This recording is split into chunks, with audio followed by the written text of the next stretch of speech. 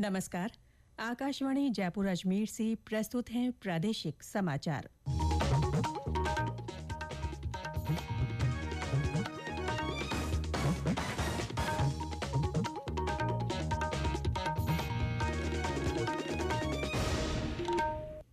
मुख्य समाचार। प्रदेश में 7 विधानसभा सीटों पर होने वाले उपचुनाव के लिए नाम वापसी की आज आखिरी तारीख। राज्य की 193 विधानसभा क्षेत्रों की प्रारूप मतदाता सूचियां प्रकाशित। 5,42,42,293 कुल मतदाता। सीकर बस हादसे में मृतकों के परिजनों को मुख्यमंत्री सहायता कोष से 5-5 लाख रुपए का मुआवजा देने की घोषणा। और प्रदेश भर में दीपोत्सव की रौनक। आज रूप चतुर्दशी मनाई जा रही है।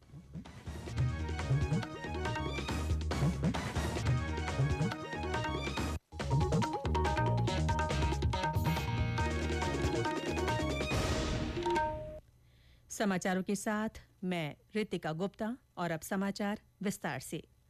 प्रदेश में 7 विधानसभा सीटों पर होने वाले उपचुनाव के लिए नाम वापसी की आज आखिरी तारीख है।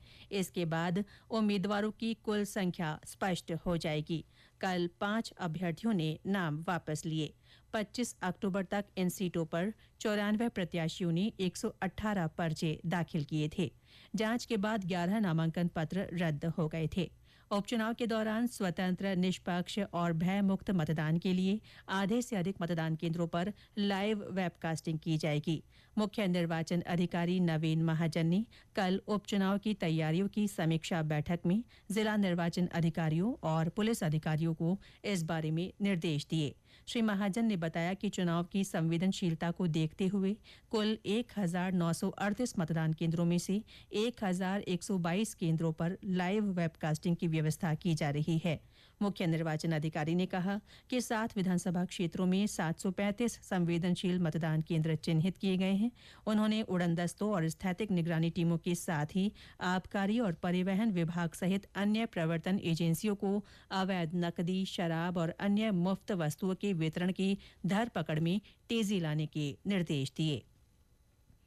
राज्य के 193 विधानसभा क्षेत्रों की प्रारूप मतदाता सूचियां कल प्रकाशित हो गई हैं। निर्वाचन विभाग के अनुसार इन सूचियों पर दावे, आपत्तियां और संशोधन के लिए 28 नवंबर तक आवेदन किए जा सकते हैं।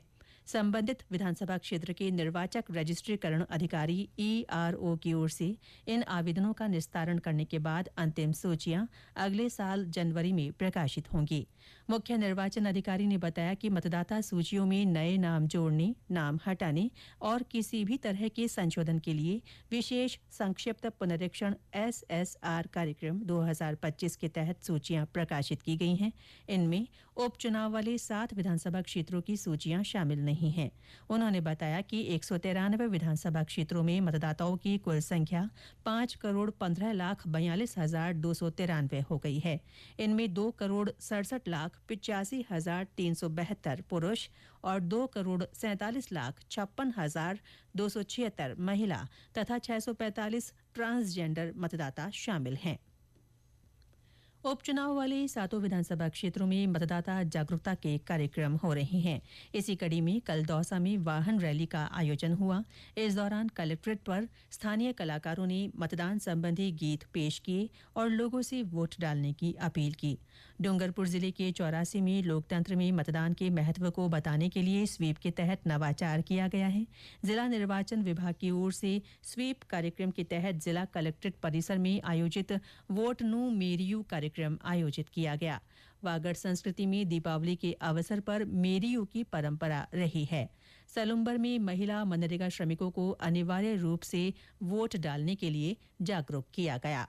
विधानसभा उपचुनाव को लेकर सलुम्बर विधानसभा क्षेत्र में निर्वाचन आयोग द्वारा मतदान जागरूकता के लिए हर संभव प्रयास किया जा रहा है। स्वीप के माध्यम से प्रशासन रैली और शपथ सहित विभिन्न कार्यक्रमों को आयोजन कर आम जन में मतदान अवश्य करने का संदेश दे रहा है। खासकर महिलाओं और युवा मतदाताओं को जागरूक करने के लिए विभिन्न प्रयास किए जा रहे हैं। आंगनबाड़ी कार्यकर्ताओं सहित विभिन्न स्वास्थ्य कर्मियों के साथ मिलकर स्वीप के कई कार्यक्रम आयोजित किए जा रहे हैं। कमलेश कुमार जड़ोला, आकाशवाणी समाचार, सलुम्बर। तेल विपणन कंपनियों ओएमसी ने पेट्रोल पंप डीलरों को दिए जाने वाले डीलर कमीशन में बढ़ोतरी की घोषणा की है। साथ ही पेट्रोल और डीजल डिपो से दूर दराज के स्थानों पर स्थित उपभोक्ताओं को लाभ पहुंचाने के लिए अंतर राज्य माल ढुलाई को तर्क संगत बनाने के निर्णय की भी घोषणा की गई है। केंद्रीय पेट्रोलियम मंत्री हरदीप सिंह पुरी ने ओएमसी के इस निर्णय का स्वागत किया है। इसके परिणाम स्वरूप देश के कई हिस्सों में पेट्रोल डीजल सस्ते हो जाएंगे। चुनाव वाले राज्यों और निर्वाचन क्षेत्रों में ये निर्णय बाद में लागू किया जाएगा। ये समाचार आकाशवाणी जयपुर अजमेर से प्रसारित किए जा रहे हैं। राज्य सरकार ने सीकर बस हादसे में मृतकों के परिजनों को मुख्यमंत्री सहायता कोष से 5-5 लाख रुपए की सहायता राशि देने की घोषणा की है। मुख्यमंत्री भजनलाल शर्मा ने सोशल मीडिया संदेश के माध्यम से ये जानकारी देते हुए बताया कि गंभीर रूप से घायलों को 50-50 हजार रुपए और अन्य जख्मियों को 20-20 हजार रुपए की मदद दी जाएगी। राज्यपाल हरिभाऊ किशन राव बागड़े ने भी सीकर में हुए भीषण सड़क हादसे पर गहरा शोक व्यक्त किया है। गौरतलब है कि जिले के लक्ष्मणगढ़ में यात्रियों से भरी एक निजी बस के पुलिया से टकराने से बस में सवार 12 लोगों की मृत्यु हो गई थी और 25 अन्य घायल हो गए। विधानसभा अध्यक्ष वासुदेव देवनानी ने कल अजमेर जिले के कोटड़ा क्षेत्र में नए सैटेलाइट अस्पताल की नींव रखी। 50 बेड की क्षमता वाला यह अस्पताल करीब 26 करोड़ रुपए की लागत से तैयार होगा। यहां सभी विभागों की सेवाएं मिलेंगी। नया अस्पताल बनने से शहरी और ग्रामीण क्षेत्र की लगभग 1 लाख आबादी को राहत मिलेगी। इस अवसर पर श्री देवनानी ने कहा कि जवाहरलाल नेहरू अस्पताल में सुपर स्पेशलिटी सेवाओं के लिए 200 करोड़ रुपए मंजूर किए गए हैं। जल्दी ही इस पर काम शुरू हो जाएगा। रोशनी के पर्व दीपोत्सव के तहत आज रूप चतुर्दशी मनाई जा रही है। इसे नरक चतुर्दशी और काली चतुर्दशी तथा छोटी दीपावली भी कहा जाता है। रूप चतुर्दशी पर तेल उपटन लगाकर सौंदर्य निखारने की परंपरा है। वहीं यमदेव की पूजा अर्चना की जाती है और शाम को लक्ष्मी गणेश का आह्वान कर दीपमाला सजाई जाती है। रूप चतुर्दशी पर महिलाओं में खासा उत्साह देखा जा रहा है।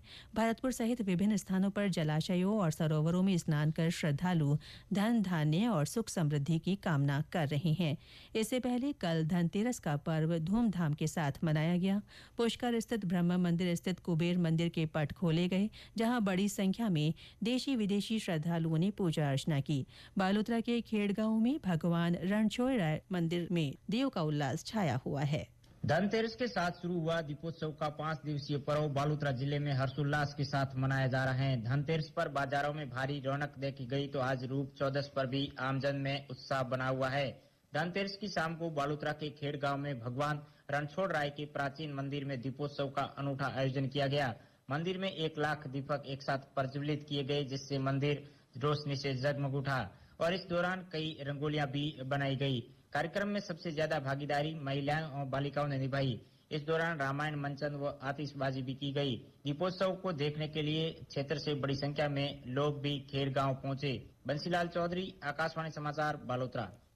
प्रदेश भर के मंदिरों, बाजारों और व्यावसायिक प्रतिष्ठानों में दीपावली के पर्व पर अनूठी रंगत नजर आ रही है। सवाईमाधोपुर के रणथंभौर राष्ट्रीय उद्यान में दीपोत्सव मनाने बड़ी संख्या में देशी विदेशी सैलानी पहुंचे हैं। ब्यौरा दे रहे हैं हमारे संवाददाता। दीपावली का अवकाश शुरू होने के साथ ही एक बार फिर रणथंभौर राष्ट्रीय उद्यान में बाघों के दीदार के लिए बड़ी संख्या में देशी विदेशी सैलानी पहुंच रहे हैं, जिसके चलते अधिकांश होटल फुल हैं। राष्ट्रीय उद्यान के सभी 10 जोन में आगामी रविवार तक ऑनलाइन बुकिंग फुल होने के साथ ही करंट बुकिंग के लिए मशक्कत जारी है। राष्ट्रीय उद्यान के अलावा रणथंभौर, दुर्ग, चंबल, घड़ियाल सेंचुरी सहित अन्य पर्यटन स्थलों पर भी पर्यटकों की खासी चहल पहल देखी जा रही है। रंग बिरंगी रोशनी से सुसज्जित रणथंभौर रोड पर्यटकों की रौनक से गुलजार है। खासो आम के साथ साथ विदेशी मेहमान भी दीपोत्सव की आकर्षक छटा से रूबरू हो रहे हैं। सतीश वर्मा, आकाशवाणी समाचार, सवाईमाधोपुर। दीपोत्सव को देखते हुए जयपुर शहर में आज से 2 नवंबर तक यातायात व्यवस्था में बदलाव किया गया है। और अंत में मुख्य समाचार एक बार फिर। प्रदेश में 7 विधानसभा सीटों पर होने वाले उपचुनाव के लिए नाम वापसी की आज आखिरी तारीख है। राज्य के 193 विधानसभा क्षेत्रों की प्रारूप मतदाता सूचियां प्रकाशित कर दी गई हैं। इसके अनुसार 5,15,42,293 कुल मतदाता हैं। सीकर बस हादसे में मृतकों के परिजनों को मुख्यमंत्री सहायता कोष से 5-5 लाख रुपए का मुआवजा देने की घोषणा की गई है। और प्रदेश भर में दीपोत्सव की रौनक है। आज रूप चतुर्दशी मनाई जा रही है। इसके साथ ही प्रादेशिक समाचार बुलेटिन समाप्त हुआ। नमस्कार।